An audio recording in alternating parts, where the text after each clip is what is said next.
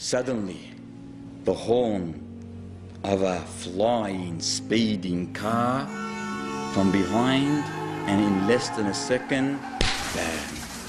It collided with the crippled car. He said, the young man in between the two cars fell to the ground with critical injuries. We rushed to the scene, grabbed the young boy, took him to the car, called the ambulance, called the hospital to prepare for our arrival. The ambulance was going to be late, so they put him in the car. He mentions that he was of blossom age, tender age. He was a young adult, still in his late teens. He was mumbling something, but we could not understand what he was mumbling due to the rush that we were in. He said he was religious. You could tell from his appearance. Then the police officer said, when we placed him in the back of the car, we could make out what he was mumbling. He said, through all that pain, through all that suffering, his heart was reciting the verses of the Almighty Lord.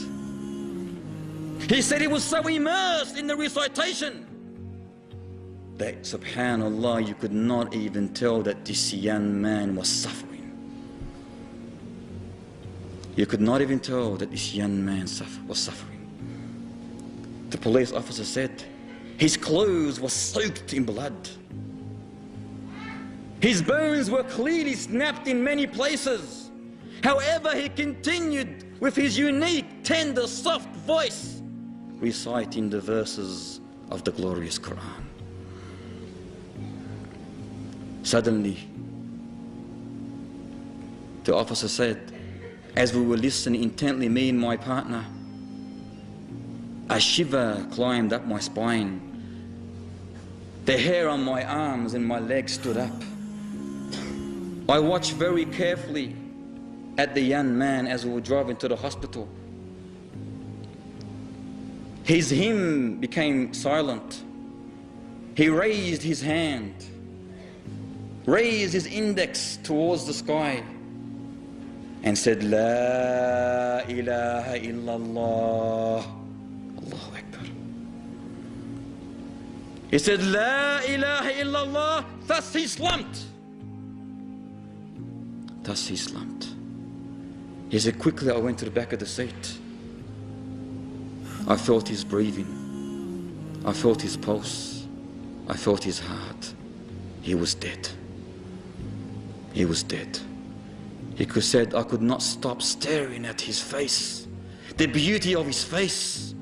A tear fell from my eyes, but I hid it in shame. I turned to my partner and told him that the boy's life has ceased. He's finished.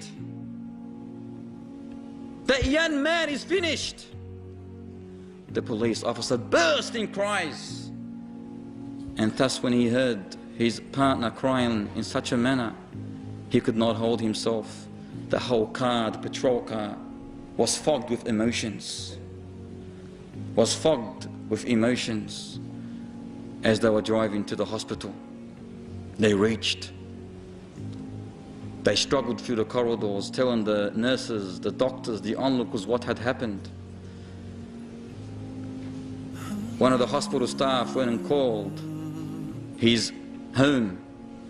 His brother picked up the phone and said, after being informed of his brother's accident, he said my brother would go and visit his only grandmother every single week who lived outside the town, and he would make sure that he would always spend time with those poor children and orphans who were idle in the streets.